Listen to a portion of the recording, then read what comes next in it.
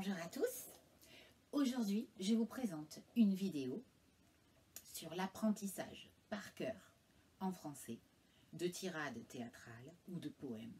Parfois, on peut vous demander aussi, si vous êtes au lycée, d'apprendre par cœur un petit texte de roman, mais c'est un petit peu plus rare. Alors, à quoi ça sert d'abord? Pour justifier un petit peu l'exercice. Eh bien, vous aurez besoin, lors de vos écritures pour la dissertation, d'avoir des exemples.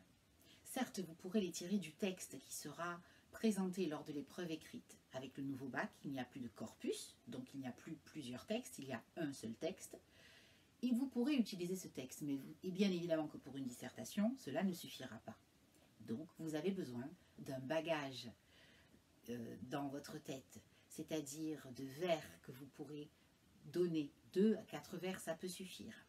C'est très important pour pouvoir justifier d'un passage de tragédie ou de comédie, et encore plus d'un poème. Si vous citez un sonnet avec l'intérêt de la chute, il faudra citer cette chute. Vous voyez? Et voilà pour l'intérêt, donc pour la dissertation à l'écrit. Outre cet intérêt-là, vous aurez aussi, lorsque vous apprenez par cœur, de belles phrases en tête.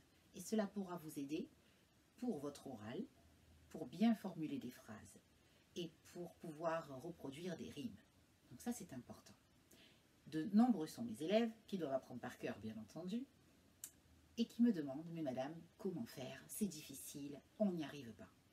Alors, j'ai réfléchi, je voulais vous exposer plusieurs moyens pour y arriver. D'abord, lire, relire le texte qui vous est proposé. Et, chose très importante, le comprendre. Vous ne pourrez pas retenir par cœur un texte, ou en tout cas pas longtemps, si vous ne l'avez pas compris à l'intérieur de vous. Vous devez comprendre le sens de ce qui se dit. Je fais réciter parfois des élèves qui butent sur les mots, les vers, qui s'arrêtent en plein milieu, qui n'ont pas compris en fait ce que cela veut dire. Donc première étape, bien comprendre. Deuxième étape, visualiser. Il est très important pour retenir par cœur de visualiser comme si vous aviez un écran, un tableau blanc à l'intérieur de votre tête sur lequel vous allez visualiser. Alors de deux façons, vous pouvez réécrire mentalement les mots, les vers, si cela vous est utile, ou sinon visualiser la scène qui est décrite, mettre des images sur les mots, sur les vers. C'est très important pour comprendre. Et lorsque vous avez une histoire en quelque sorte, une histoire muette qui se déroule dans votre tête, les mots que vous devez plaquer dessus viennent aisément combler ce vide. Et à ce moment-là, eh bien, vous avez une récitation qui est fluide et que l'on comprend. Et c'est là que vous mettez le ton. Le ton est très, très important. Donc, deuxième moyen ici. Le troisième moyen, il peut être eh bien, d'identifier votre dominante mnésique, c'est-à-dire, est-ce que vous avez une mémoire beaucoup plus visuelle ou beaucoup plus auditive?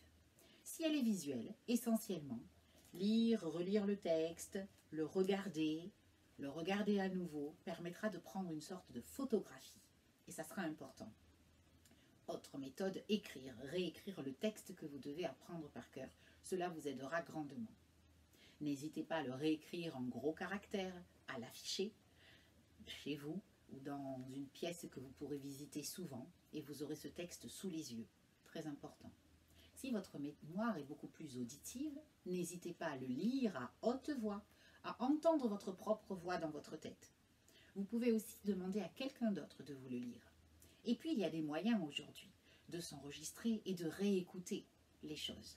Enregistrez-vous avec votre iPad, avec votre iPhone, et vous mettez vos oreillettes et vous allez pouvoir le réécouter, le réentendre dans vos tâches quotidiennes, dans votre trajet pour aller au collège ou au lycée, dans le car, à pied, et vous l'écoutez, vous l'écoutez, vous l'écoutez.